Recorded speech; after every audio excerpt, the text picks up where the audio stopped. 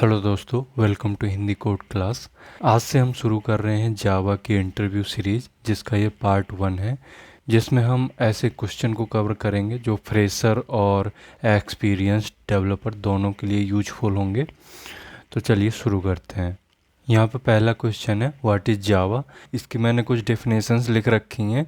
इन points को अगर आप एक्सप्लेन कर देते हो अपने इंटरव्यू में तो ये क्वेश्चन आपका क्रैक हो जाएगा।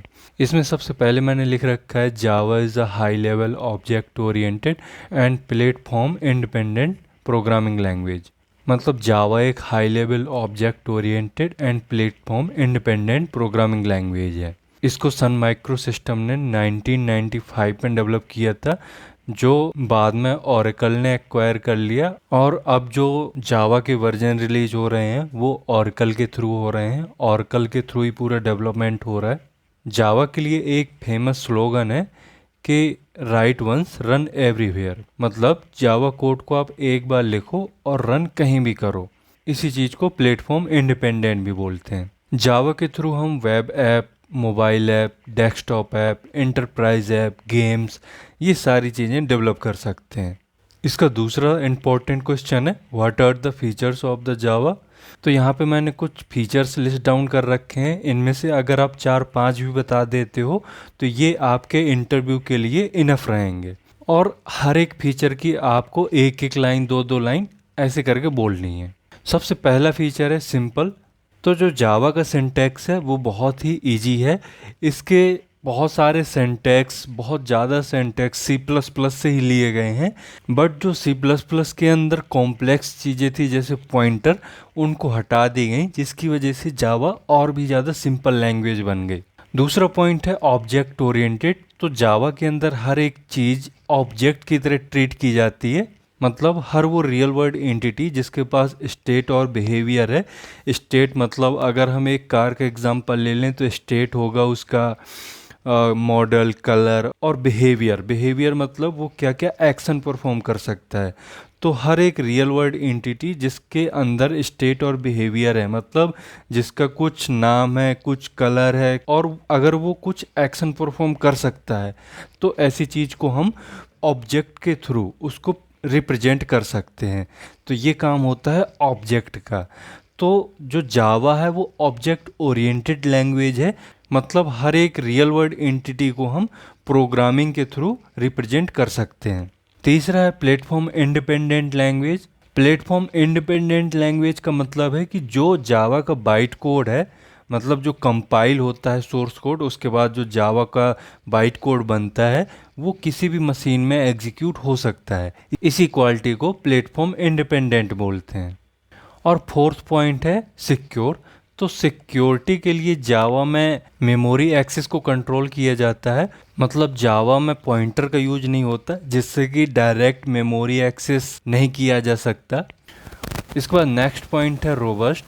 इसका मतलब है जावा में एरर हैंडलिंग बहुत ही मजबूती से किया जाता है। बहुत ही अच्छा मैकेनिज्म है जावा के अंदर। जावा में ट्राई कैच कॉन्सेप्ट है जिसके थ्रू हम एरर को हैंडल कर सकते हैं। फिर है मल्टी थ्रेडेड। मल्टी थ्रेडेड का मतलब है कि हम एक ही समय पे एक से ज़्यादा टास्क परफॉर्म कर सकते हैं अपने प्रोग्राम में। फिर है पोर्टेबल। पोर्टेबल मतलब है कि हम अपने कंपाइल्ड प्रोग्राम को किसी भी ओएस मशीन में एग्जीक्यूट करा सकते हैं बिना किसी मॉडिफिकेशन के। फिर है हाई परफॉर्मेंस। तो जावा एक हाई परफॉर्मेंस लैंग्वेज इसलिए है क्योंकि जावा का जो बाइट कोड है वो जेवीएम में बहुत ही तेज़ी से एग्जीक्यूट हो जाता है, फास्ट होता है एग्जीक्यूशन। तो ये थे कुछ इंपॉर्टेंट फीचर जावा के। नेक्स्ट पॉइंट है, what is the difference between JDK, JRE और जेवीएम। तो यहाँ पे मैंने एक टेबल बनाई हुई है, मैं इनको एक एक करके समझाता हूँ। इसमें सबसे पहले समझते हैं जेडीके। इसका फुल फॉर्म है जावा डेवलपमेंट किट। मतलब जेडीके जावा का पूरा डेवलपमेंट पैकेज होता है। इसमें कंपाइलर, डिबगर, डॉक्यूमेंटेशन टूल और जेआरई शामिल होता है। इसका यूज जावा प्रोग्राम लिखने, कंपाइल करने और रन करने के लिए किया जाता है। ये सिर्फ डेवलपर के लिए होता है, एंड यूजर के लिए नहीं होता है। जेडीके के बिना आप जावा में एप्लीकेशन नहीं बना सकते हो। फिर बात करते हैं जेआरई क्या है।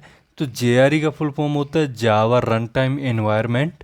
मतलब जेआरई एक ऐसा एनवायरनमेंट है जिसमें आप जावा प्रोग्राम चलाते हैं, इसमें जेवीएम और ज़रूरी लाइब्रेरी होती हैं, लेकिन कंपाइलर नहीं होता है, क्योंकि कंपाइलर जेडीके के पास होता है।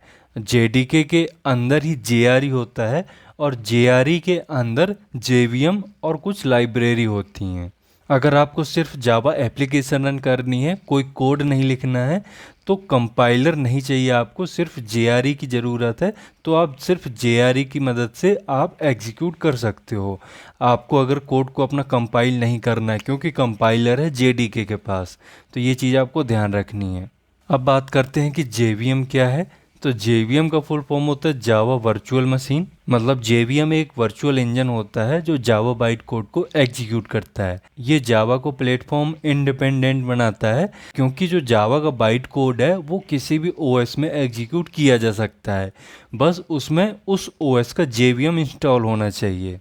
जो ये जेवीएम है वो जेआरई का ही पार्ट होता है। जब भी आप डॉट क्लास फाइल को रन करते हैं तो वो जेवीएम के अंदर ही एग्जीक्यूट हो रहा होता है। जेवीएम खुद में कोई सॉफ्टवेयर पैकेज नहीं होता है, बल्कि जेआरई और जेडीके का ही हिस्सा होता है। तो इसको ऐसे समझिए कि ये हमारा एक जेडीके है, ये है जेडीके जावा डेवलपमेंट किट। इसके अंदर बहुत सारी चीज़ें हैं। इसके अंदर हमारा है कंपाइलर, जेआरई और डेवलपमेंट टूल, ऐसे बहुत सारी चीज़ें हैं। तो यहाँ पे मान लो कि ये हमारा जेआरई है। अब इस जेआरई को अगर थोड़ी सा और बड़ा बनाऊं मैं, तो मान लो ये हमारा जेआरई है, ठीक है, जेआरई। अब इस जेआरई के अंदर भी बहुत सारी चीज़ें हैं। सबसे पहले तो हमारा जेवीएम है, ये हमारा जेवीएम, और जेवीएम के अलावा बहुत सारी लाइब्रेरी हैं जो जावा के प्रोग्राम को एग्जीक्यूट करने के लिए हेल्पफुल होती हैं। अगर मैं जेवीएम को ये बड़ा बना के दिखाऊं तो ये हमारा जेवीएम है, राइट। अब जेवीएम के अंदर भी बहुत सारे टूल हैं। जेवीएम के अंदर ही हमारा क्लास लोडर है, बाइट कोड वेरीफायर है, इंटरप्रेटर है, जस्ट इन टाइम कंपाइलर है, बहुत सारी चीज़ें इंक्लूडेड हैं। तो ये स्ट्रक्चर होता है जेवीएम जेडीके जेआरई का। अब आपको ये चीज़ याद रहेगी आई थिंक। अब नेक्स्ट है what are the data type in Java. तो इस क्वेश्चन में आपको सबसे पहले डेटा टाइप के बारे में बताना है, उसके बाद बताना है कि डेटा टाइप कितने तरह के होते हैं, उनके अंदर की चीज़ों को थोड़ी सा एक्सप्लेन करना है। तो आपको ये बोलना है कि डेटा टाइप ये बताता है कि किसी वेरिएबल में किस प्रकार का डेटा, किस तरह का डेटा स्टोर होगा और उसके लिए कितनी मेमोरी चाहिए होगी। तो मान लीजिए अगर हमें किसी इंसान की एज को स्टोर करना है तो हम किस तरीके से करेंगे, हम लिखेंगे इंट और उस इंसान का नाम मतलब ए और इक्वल टू, और मान लीजिए उसकी एज है 50, तो हमने 50 स्टोर कर दिया। मतलब जब भी हम कोई वेरिएबल डिक्लेयर करते हैं तो हमें ये बताना पड़ता है कि उसके अंदर कैसा डेटा स्टोर होगा, नंबर होगा कि टेक्स्ट होगा या ट्रू फॉल्स होगा, कैसा होगा। डेटा टाइप के बिना जावा को ये नहीं पता चलेगा कि मेमोरी कितनी हमको चाहिए, कि कितना स्पेस रिजर्व करना है और वो कौन कौन से ऑपरेशन परफॉर्म कर सकता है। इसलिए किसी वेरिएबल में डेटा टाइप को देना बहुत ज़रूरी है। जावा में दो तरह के डेटा टाइप होते हैं, एक प्रिमिटिव डेटा टाइप और एक नॉन प्रिमिटिव डेटा टाइप। जो प्रिमिटिव डेटा टाइप है वो टोटल 8 तरह के होते हैं, और नॉन प्रिमिटिव टाइप में स्ट्रिंग, एरे, क्लासेस, इंटरफेसेस, ये सारी चीज़ें नॉन प्रिमिटिव डेटा टाइप में आती हैं। इसके बाद आपको जो प्रिमिटिव डेटा टाइप हैं, 8 टाइप के जो प्रिमिटिव डेटा टाइप हैं, इनको थोड़ी थोड़ी सा एक्सप्लेन करना है, इनके बारे में थोड़ी थोड़ी सी चीज़ें बतानी है। तो ये जो बाइट डेटा टाइप है इसका साइज है 1 बाइट। शॉर्ट डेटा टाइप का जो साइज है वो है 2 बाइट।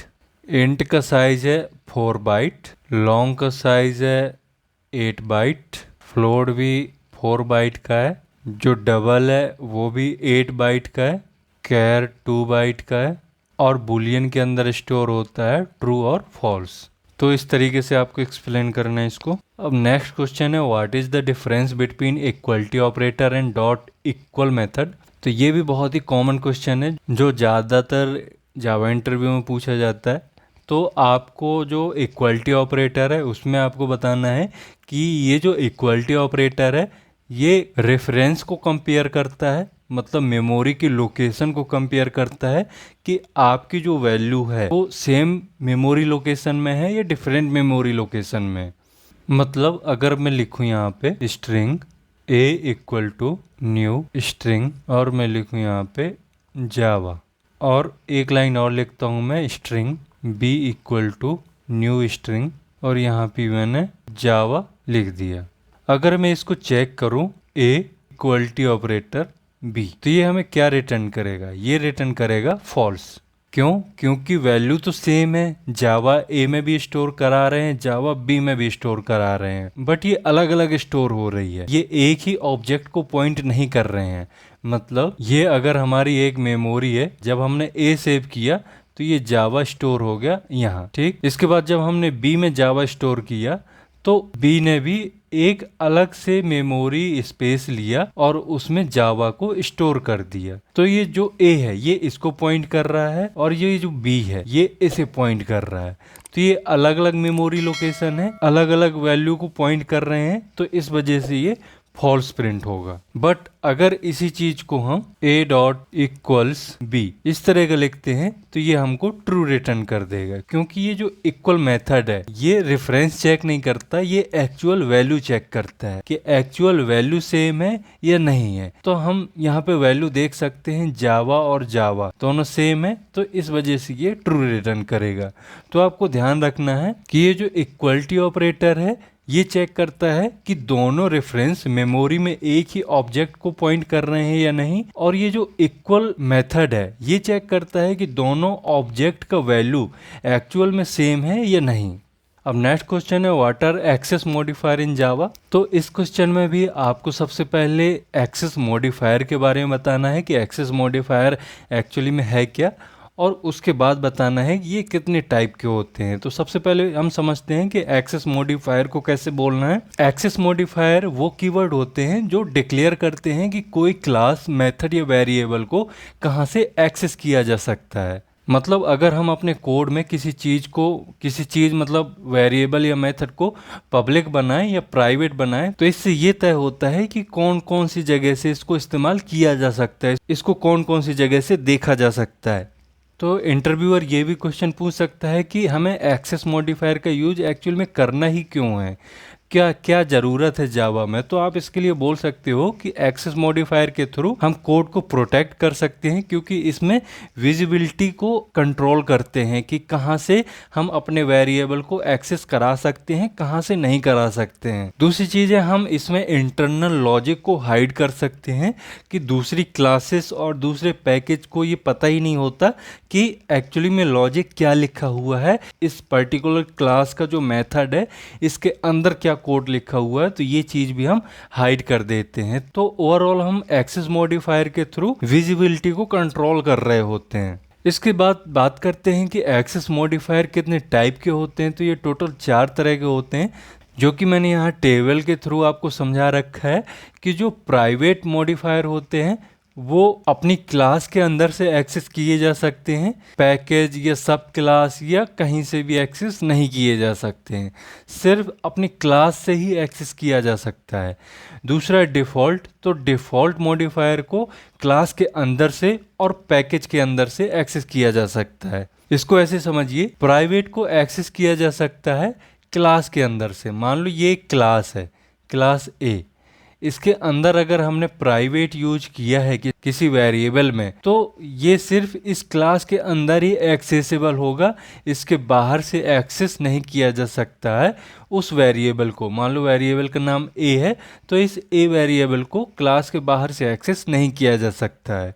अब बात करते हैं डिफ़ॉल्ट की। तो ये जो डिफ़ॉल्ट मॉडिफायर है ये क्लास के अंदर से तो एक्सेस किया ही जा सकता है, इसके अलावा यहाँ पे जो पैकेज होगा, मान लो पैकेज का नाम है com.java.practice, इस तरह का कुछ नाम है, तो अगर इसमें हम डिफ़ॉल्ट मॉडिफायर का यूज करते हैं, डिफ़ॉल्ट एक्चुअली में लिखा नहीं जाता, अगर हम कोई भी मॉडिफायर यूज नहीं करते हैं किसी वेरिएबल में, मेथड में, किसी में भी, तो वो एज अ डिफ़ॉल्ट ट्रीट होगा। तो डिफ़ॉल्ट मॉडिफायर इस पैकेज के अंदर, इस पैकेज के अंदर ये क्लास भी है तो क्लास से भी एक्सेस होगा, और अगर दूसरी क्लासेस भी हैं इस पैकेज के अंदर तो वहाँ से भी एक्सेस किया जा सकता है।